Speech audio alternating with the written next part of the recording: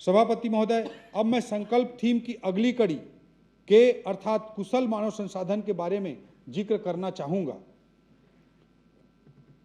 आज प्रतिस्पर्धी अर्थव्यवस्था में विकास एवं रोजगार का आधार उद्योग, निवेश, अधोसंरचना के साथ साथ कुशल एवं प्रशिक्षित मानव संसाधन होता है। उच्च शिक्षा। सभापति महोदय, कुशल मानव संसाधन के लिए उच्च शिक्षा सबसे महत्वपूर्ण पड़ाव है, जहां छात्र अपनी रुचि, कौशल और टैलेंट के आधार पर आगे का विकल्प चुनता है। महाविद्यालयों को केवल एक पढ़ने पढ़ाने के संस्थान के रूप में नहीं, बल्कि सेंटर ऑफ एक्सीलेंस के रूप में विकसित करना आवश्यक है। इसलिए आगामी चरण में हमने 5 शासकीय महाविद्यालयों, राम भजन महाविद्यालय जसपुर, जे योगानंदन छत्तीसगढ़ महाविद्यालय रायपुर, डॉक्टर वामन वासुदेव पाटंकर कन्या महाविद्यालय दुर्ग, दाऊ कल्याण सिंह कला एवं वाणिज्य महाविद्यालय बलौदाबाजार तथा किरोड़ीमल महाविद्यालय रायगढ़ को सेंटर ऑफ एक्सीलेंस के रूप में उन्नयन करने के लिए चयनित किया है, जिसके लिए इस बजट में 15 करोड़ रुपए का अतिरिक्त प्रावधान किया गया है। बलौदाबाजार में नवीन बीएड कॉलेज, खड़गवां एवं बड़ी करेली में नवीन महाविद्यालय की स्थापना, मिनी माता कर्मा महाविद्यालय बलौदाबाजार एवं स्वामी आत्मानंद शासकीय आदर्श महाविद्यालय अटारी रायपुर का स्नातकोत्तर महाविद्यालय में उन्नयन हेतु बजटीय प्रावधान किया गया है। सभापति महोदय, चित्रकूट, भानु प्रतापपुर, पोड़ी बचरा कोरिया, बागबहरा जसपुर, जरहा गांव मुंगेली एवं सिर्री धमतरी सहित 25 कॉलेजों के भवन निर्माण के लिए 25 करोड़ का प्रावधान किया गया है।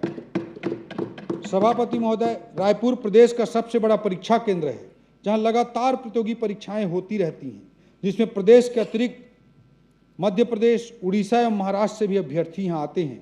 इसे ध्यान में रखते हुए और रायपुर को एक बड़े परीक्षा केंद्र के रूप में और विकसित करने के लिए एक मेगा परीक्षा केंद्र स्थापना हेतु 25 करोड़ रुपए का प्रावधान इस बजट में किया गया है। इससे राज्य को प्रतियोगी परीक्षाएं करवाने में सहूलियत होगी, छात्रों को भी इसका लाभ प्राप्त होगा और रायपुर एक बड़े परीक्षा केंद्र के रूप में आसपास के राज्यों के बीच में डेवलप होगा।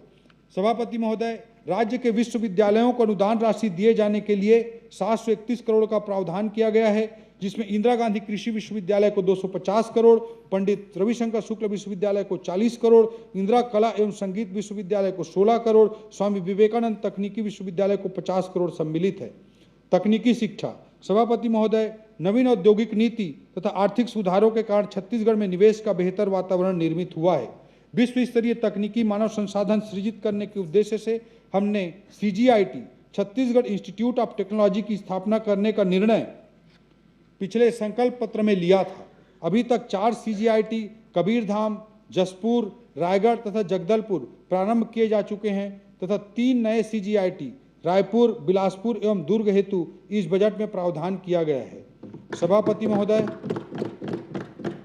ITI तथा पॉलिटेक्निक संस्थाओं के अधोसंरचनात्मक उन्नयन और सुदृढ़ीकरण के लिए 50 करोड़ का प्रावधान भी किया गया है। स्वामी विवेकानंद तकनीकी विश्वविद्यालय भिलाई को राष्ट्रीय शिक्षा नीति 2020 के क्रियान्वयन हेतु 20 करोड़ प्रदान किया जाएगा। सभापति महोदय, PM सेतु योजना के तहत ITIs को अपग्रेड करने के लिए भी बजटीय प्रावधान किया गया है।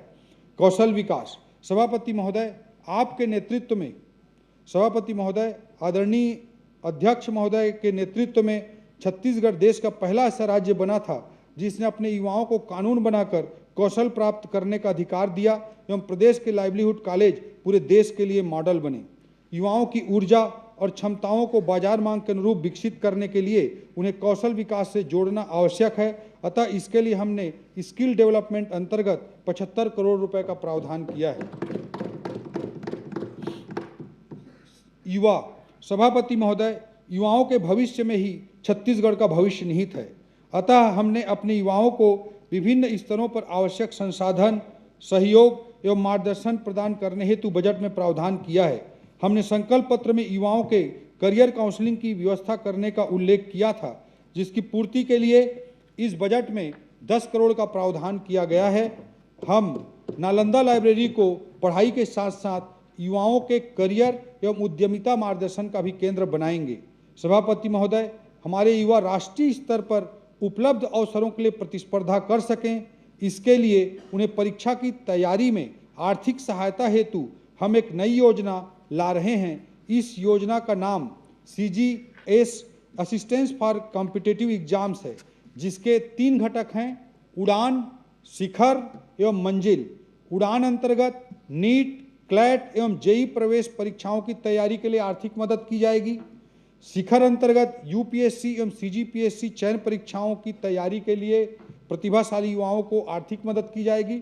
और मंजिल के अंतर्गत बैंकिंग, एसएससी एवं रेलवे चयन परीक्षाओं की तैयारी के लिए प्रतिभाशाली युवाओं को आर्थिक मदद की जाएगी।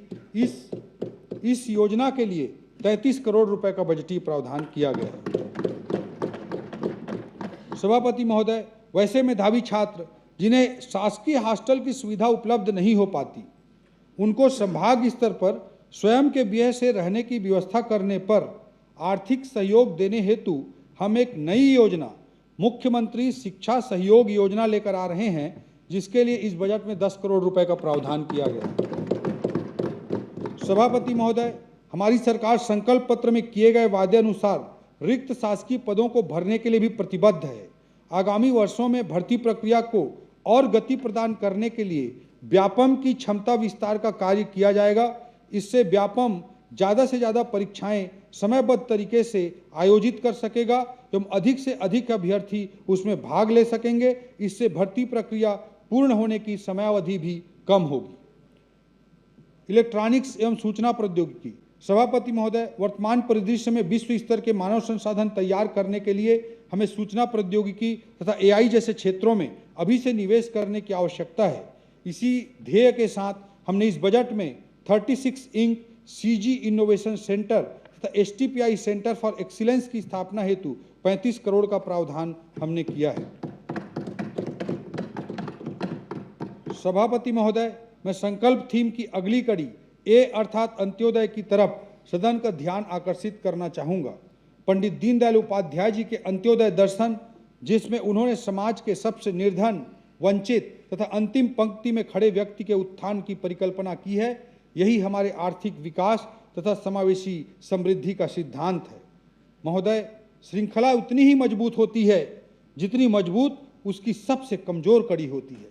अर्थात सही मायने में हम उतने ही विकसित हुए हैं जितने की पंक्ति में खड़ा सबसे आखिरी व्यक्ति विकसित हो पाया है।